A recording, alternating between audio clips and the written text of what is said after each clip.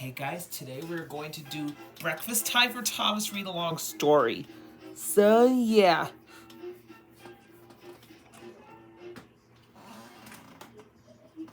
Breakfast time for Thomas. And Thomas and Taylor just serve. There's an egg on Thomas's nose because Thomas crashed into the station master's house. It's just like the actual episode Thomas comes to breakfast. So yeah.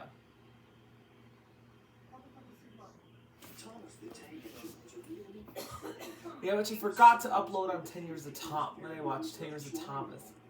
You could almost go without me now, choked his driver with a laugh.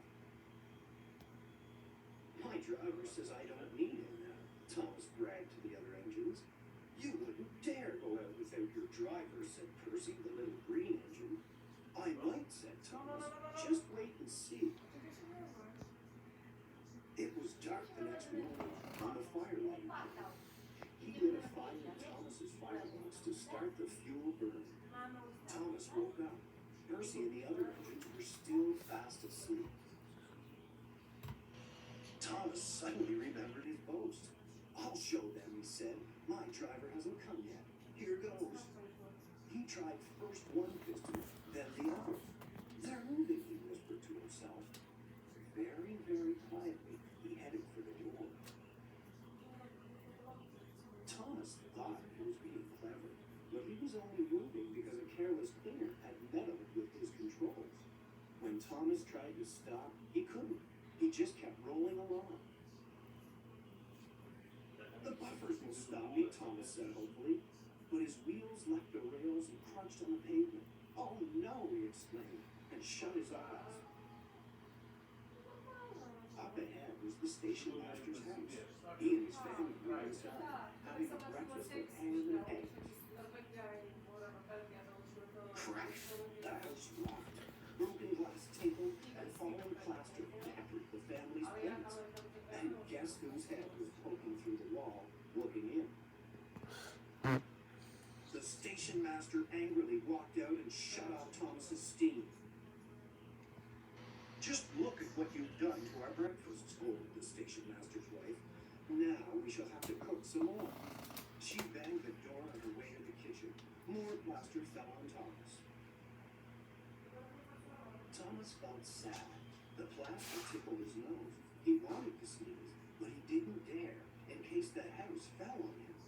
Nobody came for a long time. Everyone was much too busy. At last, workers propped up the house with strong poles. Then they laid rails through the garden. Puffing hard, the twin engines, Donald and Douglas, managed to haul Thomas back to the yard. Thomas's smokestack was bent. Bits of fence, a bush, and a broken window frame decorated his badly twisted front. He looked quite silly. The twin engines laughed and left him. Thomas knew he had behaved badly. Sir Topham, the railway controller, came by to take a look. You are a very naughty engine, he said to Thomas. I know, sir, Thomas said. I'm sorry, sir. You must have your front mended, Sir Topham had said. Meanwhile, a diesel will do your work. A diesel? Thomas sputtered in surprise. Yes, Thomas. Diesels always stay in their sheds. Diesels never run off to breakfast in station masters' houses, said Sir Topham. A diesel came the next day to help out.